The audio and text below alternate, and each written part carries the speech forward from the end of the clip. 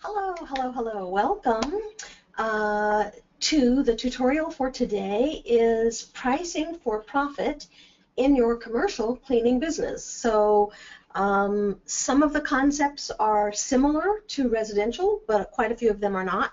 So we have a special tutorial that's all about that. So let's get started. So the first thing I want to say to you is that yes, it's important that you price in a way that is going to be profitable for your business. But the other thing that's important is that you price in a way that's actually going to get you the business. It can't be so high that, so there's two things. You don't want it to be so low that you're not making any money. But you also don't want it to be so high that you don't get the business. And there's actually not that much wrong with it being high as long as you explain why it's high and you're able to justify and get buy-in from your prospect as to why it needs to be that high. So actually successful selling at profitable prices doesn't begin with the selling, it actually begins with the marketing. So that's where we're going to start. So the first step, let's see, might get a different marker. The first step in pricing for profit is actually marketing. So one of the things that I say to people that I coach all the time is that marketing is where you get your message about your company out into the marketplace in a way that people find compelling and they reach out to you and talk about doing business with you. Selling is when you actually close the deal. So pricing for profit is about selling. It's about closing the deal. But we can't really address that without talking about marketing first. And so what you need to know to put yourself in a position to have profitable pricing is that the very first step begins with appropriate client attraction. And appropriate client attraction has two components. You need to really clearly identify and define your ideal client, and then you also need to clarify what your unique selling proposition is, and I'm going to underline the U because it really needs to be unique. So let's talk a little bit about what that might look like. So your ideal client needs to be, you need to help them recognize themselves in the course of your marketing message. So you need to say things like, is your office cleaning gone to the dogs? Let's just say, what you're really asking there is, do you have office cleaning? This is only for people who have office cleaning, and it's for people whose office cleaning is a problem. It's not for people who are already satisfied and who are just price shopping. So you might say something like, are you tired of micro managing your janitors at work? You see how I've helped the client to identify them? Maybe you could say something like, Las Vegas, I'm in Las Vegas, you deserve a great office cleaner. Okay, so again, I've specified where I am, and I've talked about what I'm offering. So all of these are ways in which I help my ideal client to recognize himself. I don't say things like, are you paying too much for office cleaning? Because that's going to attract price shoppers, and those aren't people that I'm interested in. So you want to be very careful and specific in identifying what is the problem that you solve for your ideal client, and then what is the unique selling proposition that you offer. So for example, we offer a money-back guarantee. which is not something that you ever see offered in the commercial market. We talk a lot about, we have letters of recommendation. We talk about, we've won a lot of awards and recognition and press for things like, you know, innovative customer service. So we talk about innovation. Innovation is not something that you typically think about in a cleaning industry, so that would make us unique. So it's important that you clarify for them why they would want to do business with you as opposed to someone else. And it's no longer enough just to say things like, you know, licensed, bonded, and insured. You know, we go the extra mile for you. You know, we have attention to detail. I mean, everybody says that, and that just is not enough nowadays. Okay, so that's step number one in terms of pricing for profit. Step number two is it's really important for you to pre-screen prospects, and while you're doing that, you're also going to be building rapport. So we pre-screen them, you know, if they call the office or they send an email, we pre-screen them for things like location, industry, the time of day that they want the cleaning done, the frequency. You know, these are all things that may be deal breakers. If they're looking for somebody to clean twice a month, that's not us.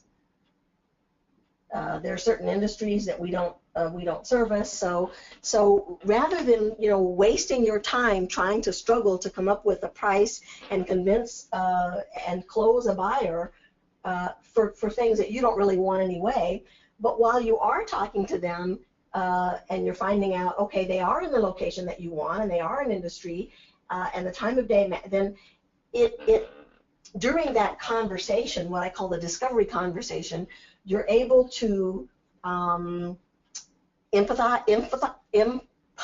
with them, to talk about, you know, when they say, oh yes, we're in the, you know, west side of town, you say, oh yes, I work over in that area, my office is over there, you know, just little things like that that help you sort of build rapport.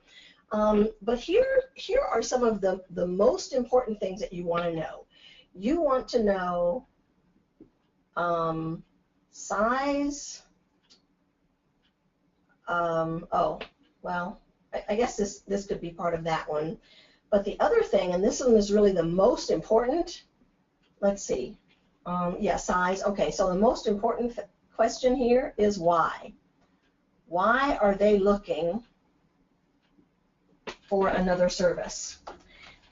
Because what that really tells you when you have the answer to that question is what is their pain, what is their problem, and that helps you to begin to build rapport and to understand what they're really looking for. If they say to you, for example, we have a good janitor service now, but you know they've been here for 5 years, and we just thought that we, you know, go out and put it out to bid again just to see where the market is. What that really tells you is that these people have no loyalty, that they're price shoppers, and that, you know, if you're there a good amount of time but you're doing a good job, they don't care about that. All they care about is price. So it's important to know that. If they say we had to fire our janitorial service because we kept having issues about dependability, then you know that one of the things that you want to focus on is how dependable you are and how you maintain that dependability through, you know, some sort of an electronic clocking in and clocking out, tracking so that you know where your janitors are, you know, etc. That building rapport is what actually allows you to begin selling the customer on your service and what's unique and how you solve their problem before you've ever talked about price. And that's actually one of the keys that we're going to talk about in just a moment, but I don't want to get ahead of myself. Okay, so why they're looking is absolutely critical. So that is step 2. Erase this so I can make a little bit more space. Let's see, 3 is the site visit. Whenever you are doing a commercial quote, you always go out to visit it. You don't give commercial quotes over the phone, in part because it reduces your product to a widget, a commodity, and it makes it harder for you to get the price that you want, a profitable price, and it also makes it harder for you to justify your price. It's also just really risky because all square feet are not created the same. It's not necessarily worth it to do site visits for every residential account, but because the sizes for most commercial accounts, the kind of commercial accounts that I hope you're looking at, which are 10 to 15,000 square feet or more, that are at least 3 days per week, those are generally $1,000 a month or more, so it is certainly worth your time to go out or to send someone on your team out to do a site visit. And the site visit, you're also going to do a couple of other things. You're going to get a commitment from them to let you know what's happening during the bidding process. And the other thing that's super important is that you're going to do a what I call this a test quote.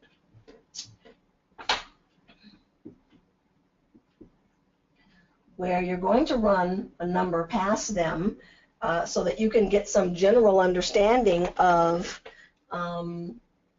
where their budget is. Because again, you know, if you go and you look at it and you determine that it's going to be, let's say, about, you know, somewhere between $3,000 and $4,000 a month, just off the top of your head, you want to say to him, you know, Mr. Prospect, I'm looking at your space and I'm thinking, you know, based on the scope of work that we've discussed, you know, it's going to be at least $3,000 a month. I just kind of want to run that number by you and get an idea of what you're currently paying, or, you know, what the number crunchers are going to be okay with. Because if he says to you, oh my gosh, you know, our budget is $1,500, there's no way that we're going to be able to pay $3,000, then you want to know that up front so that you can either revisit the scope or you can not submit a bid. Because, you know, what I don't want you to do is I don't want you submitting bids that you don't have a good possibility of winning. And if you're that far off on price, then it's not likely.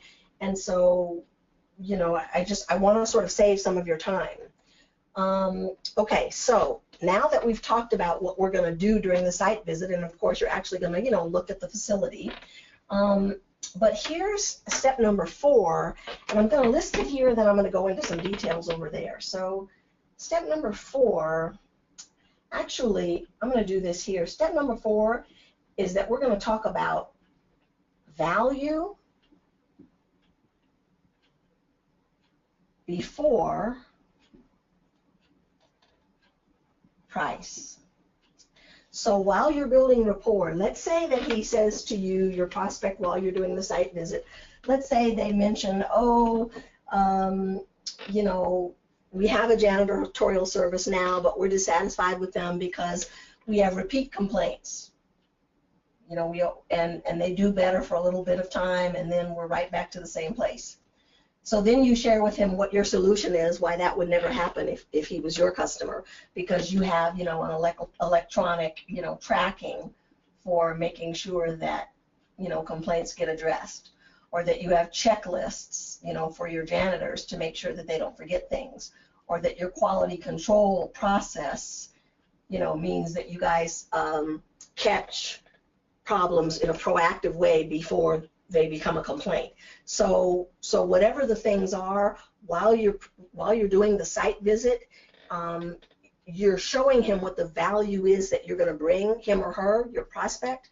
Let's say they talk about, oh, you know, there's been some theft, or they just don't they're not sure that there's theft, but they don't feel confident about the integrity of the cleaners. So then you talk maybe about how you do background checks, and you talk about, you know, how long your cleaners have worked with you, you know, etc. So you're discussing the value that you bring and your unique selling proposition before you ever get into talk about pricing, okay?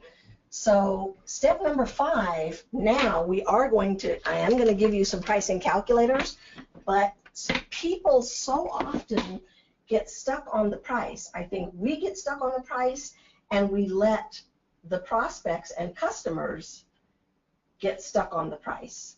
And there are so many other things that we need to be discussing to sort of set up the pricing conversation. Okay, so I'm going to give you 3 different ways to calculate your pricing. Let's see, I'm going to scoot over here. Okay, so the first one is that you could take minimum wage in your area,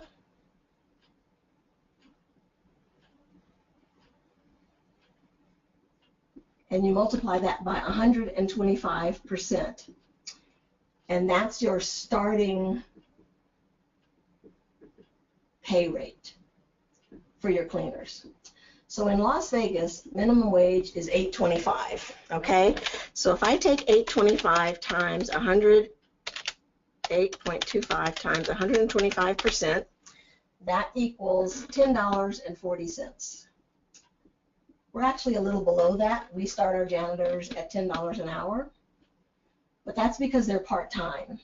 And I really like hiring part-time people for nighttime janitorial work, but I would say if you're going to have people full-time, then you want to pay a little bit more. And then what you know is that base wages should be between 33 and 36% of what you're charging.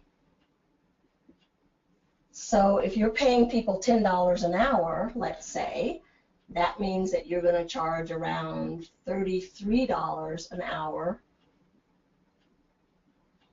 to the customer. Okay, so that brings you, so this is pricing calculator method number 1. Method number 2 is where you do a what they call work loading, which is where you look at the space and you calculate how many hours per week. So let's say it's 10,000 square feet. And you've determined that it's going to take you about 15 hours a week to do the work. Okay, so you take 15 times 4.3 weeks times $33 an hour. So that would be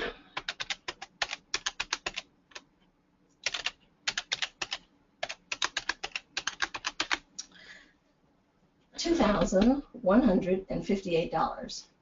Now, I know in Las Vegas it's difficult to get $33 an hour for janitorial, so let me show you one other method that you might be able to use, which is the square footage. So let's take that 10,000 square feet, and let's say this is white-collar office space, so that would be calculated at around 11.5 cents a square foot.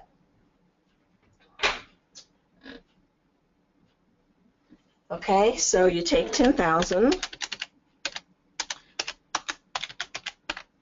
that comes out to $1,150. Wait a second, something's not right there.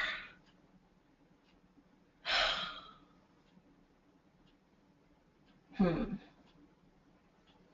10,000.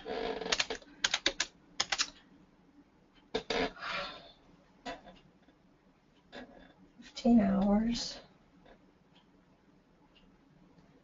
Let's see. And actually, I don't know, that number's not totally right, but hang on one second. Let me check my calculator. Okay, I know what my problem was. My problem was that this hour here was wrong. It's just not going to take us 15 hours to do 10,000 square feet. It's going to take us more like 10 hours. So 10 hours times 4.3 times 33 is 14.19. Okay. So 10 hours times 4.3 weeks times $33 an hour is $14.19. Okay. Sorry about that, guys.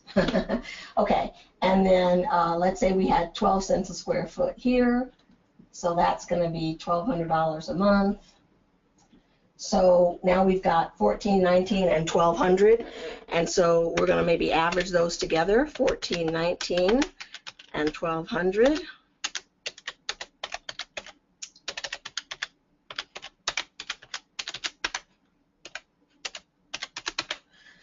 Oh boy, sorry.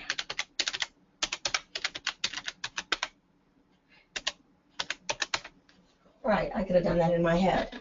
So the average here is $1,300. So maybe that's your number. Okay, so you used a variety of different factors to sort of come up with a price.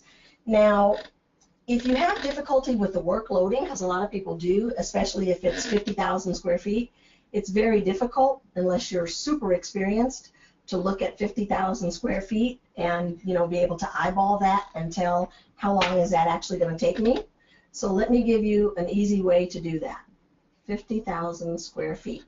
What you can do is you can take all of the office spaces, look at those first, and then you can take the break room, and then you can take the restrooms, and then you take the conference area,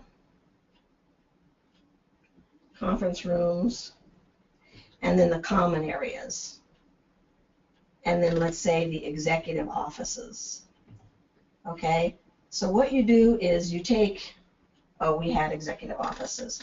Okay, maybe I'm going to call this cubicles instead. Okay. Okay, so what you do is you break it down into bite-sized chunks.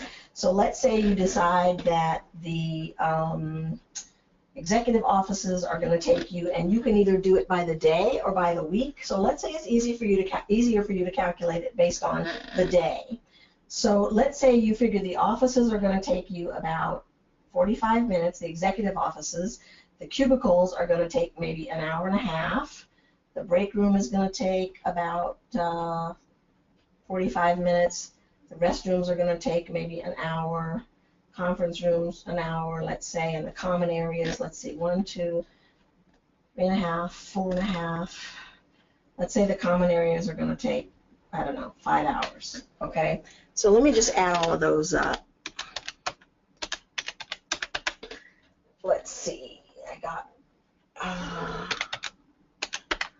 hang on, 5, 1, 1. I cannot seem to add. Okay, 1, 2, 3, 4, 5, 650, 8. Okay, so that's 8 hours a day times 5 days a week. It's 40 hours a week. Okay, then again, you just take your same number here that you had. Let's say you think you could get people, let's say minimum wage in your area is $7.25. And maybe you are so efficient that you think that you can get it done at 120%. Okay, so let's take 7.25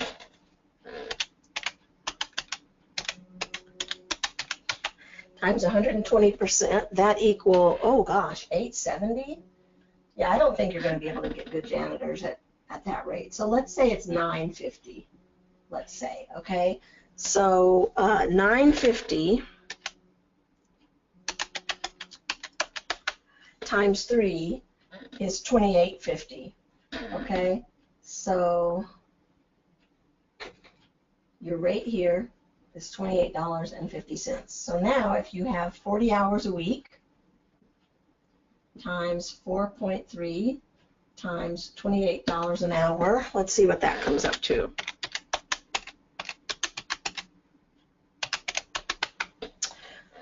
$4,800. And $16, yeah.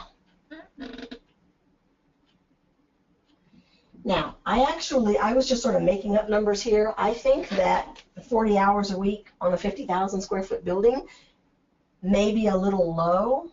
I was just sort of, making up numbers here. Maybe the restrooms are going to take you 2 hours. So maybe it's going to be 9 hours. Really, the scenario that I was trying to describe to you is how you can break down a big giant space, okay, which is pretty important. Okay, so that's the pricing calculation. I have two more things that I want to cover in today's tutorial that are going to help you to price and operate profitably in your commercial cleaning service business. So number 6 are the specifications. Specifications are so important when you're coming up with your, so now you've got your price, now you're submitting your proposal, so there's all these details that you need to include. Make sure that you have a written scope of work. You don't want to have any misunderstandings about what was included. You want to make sure that you address payment terms. And in particular, you want to get paid in advance. We don't have time in today's video for me to go into that, how you set that up, but you can maybe visit me on my website and we can talk about that more. The other thing that's super important is that you have an annual increase in your pricing and that you have that there's no contract end, okay? And so these are things that you build into your specifications so that when your contract ends, then people feel like, you know, they sort of are obligated to go out to bid, and you don't want that. You want it to just continue forever and ever, and you stay there forever. And then the final thing about pricing for profit is your customer service. And so here are just a few things that I want you to take into consideration. When you are beginning in the cleaning service industry, it's really important. Acquisition, acquiring clients is so important. And if you don't know this, commercial deals close slowly. They take a long time to close. Unlike a residential contract where you could do marketing today, people call you in 3 or 4 days, you could do the work the following day and get paid that same day. Commercial deals aren't like that. They close very slowly. So just know that when you're starting out. When you are no longer a beginner, what becomes really important is that you retain the clients that you have, because the lifetime value of a customer, of a commercial customer, can be huge. Let's say you had that 50,000 square foot building that we were just talking about that was paying you $48.16 a month times 12 months. And the nice thing about commercial clients is that, you know, they don't go on vacation for the summertime. They're not going to cancel the service because, you know, their mom is coming to visit, or, you know, whatever the reason is. So they're much more stable. You're going to stay there forever and ever. So that would be your annual, and let's say you keep that account for 5 years, which is very likely in a commercial account. That equals almost $700,000. The number was 693 and change. Okay, so think very long and hard about customer service and the lifetime value of your clients in terms of, you know, pricing for profit. And then the final thing that's super important with commercial clients is that you show appreciation. I highly recommend that, you know, you do little things like we send out greeting cards, not at Christmas time because everybody does it then. We send them out in November as a little, you know, I'm thankful for your business. But whenever you do it, it's important to have like a little client appreciation day once a year. You know, even if it costs you $3,000 or $4,000, is it not worth it to keep a $700,000 account? Client appreciation day, you know, etc. Drop by. Make sure that every time your quality control person goes to do the quality control inspection, make sure that they leave a note so that your customer knows that you're on top of things, that you're proactive about quality control.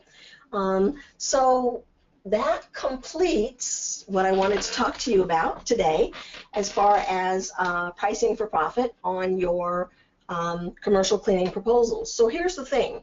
We talked about 7 different things, and pricing was certainly one of those things, but I want you to keep it in context, because make sure that you're talking to the right people, that you've pre-screened them, that you have gotten a commitment for them to communicate with you, and that you've generally run a number by them, and that you've discussed the value of what you bring and how you're going to solve their problem, whether it's that they just moved to that building and they need janitorial services right away, you know, they're new to your town, whatever it is. Make sure that you connect with them in terms of the value that you're going to bring, and then you go into the pricing calculator, okay? Pricing is part of a process around running your business in a profitable way, and along with that, specifications to make sure that you've worked out all of the details that can really make or break your profit margin, and then customer service to help you retain that customer long term, which again is what's going to make it super profitable for you. So I'm so sorry I forgot to introduce myself. I am Pam Washington from Build My Cleaning Business. If you want to get more information, if you want to continue learning with me, if you want to take the learning to a deeper level, there's probably a link in this video that you could click, or you can always find me on my website at buildmycleaningbusiness.com.net, and I will see you soon. Bye for now.